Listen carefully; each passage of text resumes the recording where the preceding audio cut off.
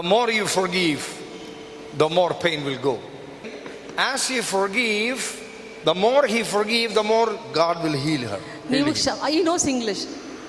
ಅವ್ರು ಹೇಳ್ತಾ ಇದ್ದಾರೆ ನೀವು ಕ್ಷಮಿಸಬೇಕು, ಎಷ್ಟು ನೀವು ಕ್ಷಮಿಸ್ತೀರೋ ಅಷ್ಟು ಬೇಗ ನಿಮಗೆ ಹೀಲಿಂಗ್ ಆಗುತ್ತೆ. For everybody is like that only. ಎಲ್ಲರಿಗೂ ಅಷ್ಟೇ, ನಾವು ಯಾವಾಗ ಕ್ಷಮೆ ಕೊಡ್ತೀವೋ ಅವಾಗ ಆ ಒಂದು ಸೌಖ್ಯ ನಮ್ಮಲ್ಲಿ ಕಾಣುತ್ತೆ ಅಂತ ಹೇಳ್ತಾ ಇದ್ದಾರೆ. See why Jesus died on the cross? ಏಕೆ ಯೇಸು ಸ್ವಾಮಿ ಶಿಲುಬೆಯಲ್ಲಿ ನಮಗೋಸ್ಕರ ಪ್ರಾಣ ನೀಡಿದರು?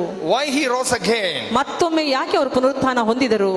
If he did not forgive the soldiers of Roman, ಯೇಸು ಸ್ವಾಮಿ ಯಾರು ಅವರನ್ನ ಶಿಲುಬೆಗೇರಿಸಿದರೋ ಆ ಒಂದು ಸೈನಿಕರಿಗೆ ಅವರು ಕ್ಷಮೆ ಕೊಡದೇ ಇದ್ದರೆ there was no salvation even. So ಆಗ ನಮಗೆ ಜೀವೋದ್ಧಾರ ಇರ್ತಾ ಇರಲಿಲ್ಲ. There was no resurrection even. ಅಲ್ಲಿ ಪುನರುತ್ಥಾನ ಇರ್ತಾ ಇರಲಿಲ್ಲ.